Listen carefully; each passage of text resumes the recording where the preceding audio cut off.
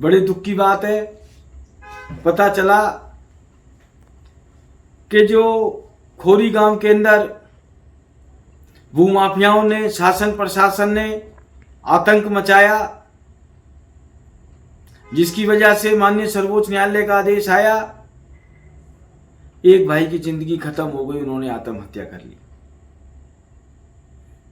मैं चंडीगढ़ आया हुआ हूं, इस कड़ी में मैंने माननीय मुख्यमंत्री जी से भी मुलाकात की, उनको भी मैंने खोरी के बारे में बताया और उनसे मैंने अपील भी की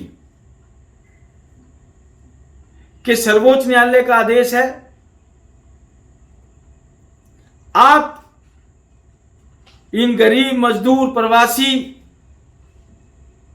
लोगों के पुनर्वास के लिए कोई ठोस योजना बनाएं। कुछ उनमें से लोग ऐसे हैं जो हरियाणा के निवासी हैं, कुछ दिल्ली सरकार के निवासी हैं, उनकी वोटें दिल्ली की हैं, आधार कार्ड दिल्ली की हैं, और बिना राजनीति के हरियाणा सरकार, दिल्ली सरकार आपस में बैठे अपनी अपनी जिम्मेदारी ले और जो व्यक्ति जहां का नागरिक है या जो वहां पर रह रहा है उन सबको पुनर्वास किया जाए। दूसरा, सरकार को कभी भी जनता के संग दोहरे मापदंड नहीं रखने चाहिए। एक तरफ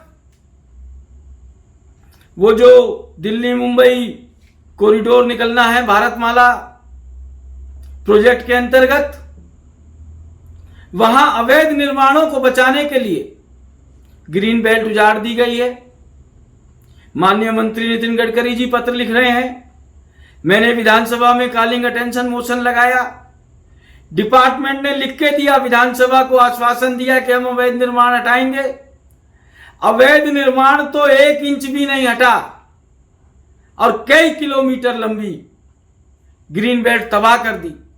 NHAI से बात करो, वो एडमिट करने को तैयार नहीं कि किसकी परमिशन से उन्होंने ग्रीन बेल्ट काटी। HSBP से बात करो, वो भी जिम्मेदारी लेने को तैयार नहीं। वन की जमीनें, हमें वन भी चाहिए, ऑक्सीजन भी चाहिए, पर्यावरण भी चाहिए। एक तरफ गरीब उजाड़े जा रहे हैं और दूसरी तरफ मात्र कुछ अवैध निर्माणकर्ता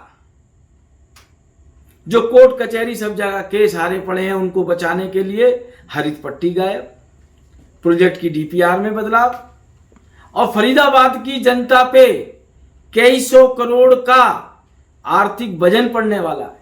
सीवरेज की लाइन शिफ्ट होगी, बिजली की लाइन शिफ्ट होगी, ट्यूबवेल शिफ्ट होंगे, सबका पैसा लगेगा। और इस कड़ी में आप सबको पता है, जो हमारे फरीदाबाद से सांसद हैं माननीय कृष्णपाल गुर्जर जी, मैं उनसे अपील भी करना चाहूंगा, ये सौभाग्य है फरीदाबाद का कि वो भारत सरकार में मंत्री हैं, मंत्री भी सामाजिक न्याय एवं अधिकारिता मंत्रालय, और फरीदाबाद में लोग उनको फरीदाबाद के मुख्यमंत्री के नाम से भी जानते हैं। माननीय कृष्णपाल जी तुरंत भारत के प्रधानमंत्री जी से बात करें, क्योंकि सुप्रीम कोर्ट के निर्णय के ऊपर सिर्फ अध्यादेश आ सकता है कि मेरी लोकसभा का मसला है, मेरे लोगों का मसला है। और हरियाणा सरकार सबसे पहले, मैंने पहले भी ये बात कही है, पत्र भी लिखा है, सरकारी महकमा बिजली बोर्ड कैसे लाइट चल रही थी, थाना चौकी सूरजकुंड थाने के अंदर आप एक बोर ठीक कराना जाओ, पुलिस आ जाती है, इतनी चौकस रहती है पुलिस। इतने हजार लोग कैसे बच गए? हर जगह गरीब का आशियाना ही क्यों उजड़ता है? ये जितने बड़े बड़े फार्म हाउस हैं, 5 स्टार होटल हैं, इनकी तरफ शासन प्रशासन कोई क्यों नहीं देख रहा है? क्या ये वन की जमीन नहीं है? क्या ये सामलात जमीन नहीं है? क्या यहां जितने निर्माण हैं सारे वैध हैं? सिर्फ गरीब के ऊपर ही कुलाड़ा क्यों चल रहा है? जितने सूरजकुंड थाने में इंचार्ज रहे हैं सबके खिलाफ डिपार्टमेंटल इंक्वायरी हो, बिजली बोर्ड के अधिकारियों के खिलाफ कार्रवाई हो, नगर निगम अधिकारियों के खिलाफ कार्रवाई हो, शासन प्रशासन के अधिकारियों के खिलाफ कार्रवाई हो, चाहे कोई भी राज हो, और सबसे पहले ये जो भूमाफिया हैं, जिन्होंने गरीबों को फंसाया, पैसे लेके उनको बिठाया, उन भूमाफियाओं के खिलाफ जो लोग बेचारे मर गए, जो आत्महत्या कर रहे हैं, उनकी हत्या का पर्चा भी दर्ज होना चाहिए। मेरी शासन प्रशासन से ऐसी मांग है। और मैं इसके साथ साथ एक बात और कहना चाहता हूं, 2014 से पहले मेरी NIT 86 सुरक्षित थी, सेफ थी। 2014 तक किसी भूमाफिया की हिम्मत नहीं हुई NIT 86 में घुसने की। आज मैं देख रहा हूं खेड़ी गुजरान की जमीन, पंचायत की जमीनों पे गरीब आदमियों को बिठा दिया है।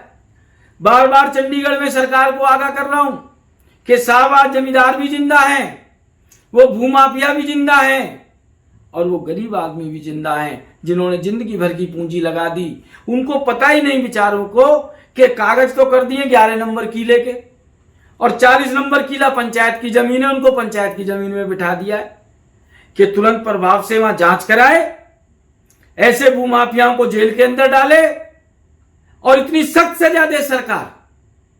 चाहे भूमाफिया हो, चाहे पंचायत डिपार्टमेंट के अधिकारी हो, चाहे पंच सरपंच हो, ये एक नाजीर बन जाए कि कोई भूमाफिया गरीब की तरफ निगाह ना उठा सके, गरीब का पैसा ना हड़प सके। ऐसा ही गोंची गांव में हो रहा है।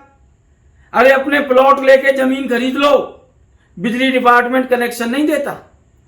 आज इन सब जगह बिजली का कनेक्शन है, इसकी जांच होनी चाहिए, किस अफसर ने कनेक्शन दिया। गोंची में वक्फ बोर्ड की 4.5 एकड़ जमीन थी 2014 से पहले, आज 100-200 गज जमीन बची है। कच्ची पर्चियों पे लोगों ने कंस्ट्रक्शन कर ली। और मैं उन भाइयों से भी अपील करना चाहता हूं, भाइयों जिसको पैसे दिए हैं अपने पैसे वापस ले लो। 10-20 साल में वो आदमी मर गए, आपके पैसे भी जाएंगे, जमीन भी जाएंगे। ये खोरी गांव का उदाहरण आपके आगे है। ऐसे ही गोंची गांव में कस्टोडियन की जमीन में हो रहा है, तालाब की जमीन में हो रहा है, हड्डा रोड़ी की जमीन में हो रहा है। और शासन प्रशासन में ऐसा कोई व्यक्ति नहीं, फरीदाबाद से लेकर चंडीगढ़ तक, जिसके संज्ञान में ये बात ना हुई हो। पर इन भूमाफियाओं के हाथ इतने बड़े हैं, और मैं बड़े दुख के साथ कह रहा हूं कि 2014 के बाद ये भूमाफिया दिन दुगनी रात चौगनी तरक्की कर रहे हैं, गरीबों को लूट रहे हैं, शोषण कर रहे हैं। तुरंत प्रभाव से सरकार को इन पे कार्रवाई करनी चाहिए।